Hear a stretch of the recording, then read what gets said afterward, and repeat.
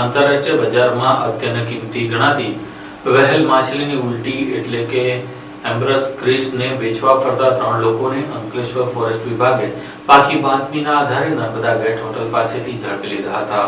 66 લાખનો મુદ્દામાલ કબજે કર્યો હતો।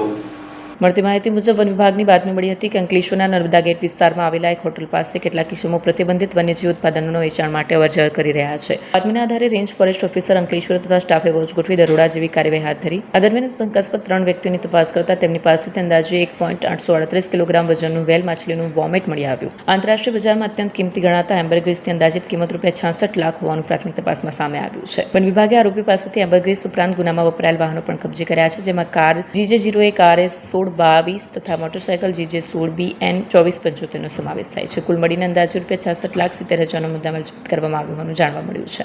આજરોજ મહેરબાન નાયબ વન સંરક્ષક શ્રી સામાજિક વનીકરણ વિભાગ ભરૂચની સૂચના અને મહેરબાન મદદનીશ વન સંરક્ષક શ્રી ભરૂચ સામાજિક વનીકરણ વિભાગના માર્ગદર્શન હેઠળ અંકલેશ્વર રેન્જ તથા રેન્જના સ્ટાફ દ્વારા નેશનલ હાઈવે 8 નર્મદા ગેટ પાસે જે આરોપીઓ કમલેશ કુમાર નટવરલાલ ચૌહાણ, પટેલ હર્ષકુમાર ચંદ્રકાંત સિંધા, મહેન્દ્રભાઈ રમેશભાઈ દ્વારા વેલ માછલીની વોમેટનો વેપાર કરવા માટે, ધંધો કરવા માટે એ લોકો આવતા બાતમીના આધારે જે અમારી ઇન્ટેલિજન્સ બ્યુરો ટીમ સાથે એમને જે રેડ કરેલ અને એ મુદ્દામાલ સહિત 2 વ્હીકલ અને વેલ માછલીની વોમેટ કબજે કરી આગળની તપાસ કરવામાં આવેલ છે।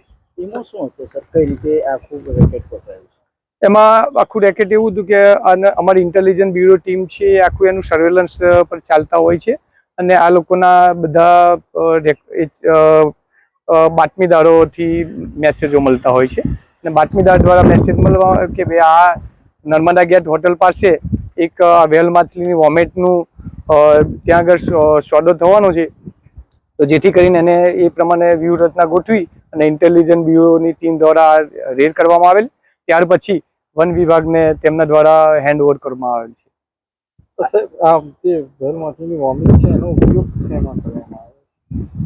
તો વેલ માછલીની વોમેટનો ઉપયોગ એ અલગ અલગ વસ્તુમાં કરવામાં આવે, મેડિકલ તરીકે કરવામાં આવે છે। દરેક ક્ષેત્રમાં અલગ અલગ કરતા હોય છે આ લોકો કામ। આ લોકો ઇન્ડિયામાં જ વેચતા હતા કે ઇન્ટરનેશનલ? ઘણી વખત ઇન્ડિયામાં પણ જાય છે, ઇન્ટરનેશનલ પણ આ લોકોના કનેક્ટિવિટી હોય છે। અલગ અલગ જે પ્રમાણે એની કનેક્ટિવિટી હોય એ પ્રમાણે એ લોકો વેચતા હોય છે। પ્રાથમિક તપાસમાં શું બહાર આવ્યું છે? આ લોકો ક્યાં લઈ ગયા? પ્રાથમિક તપાસમાં એમ બહાર આવેલું છે કે આ લોકો ભાવનગરથી માલ લાવેલા હતા અને ત્યારબાદ આનંદના એને માલ લેવા માટે આવેલા હતા અને આગળ એ આનંદથી ક્યાં જવાનો તેની તપાસ આગળ ચાલુ છે। એ તપાસ બહાર આવ્યા પછી આપને જણાવવામાં આવશે।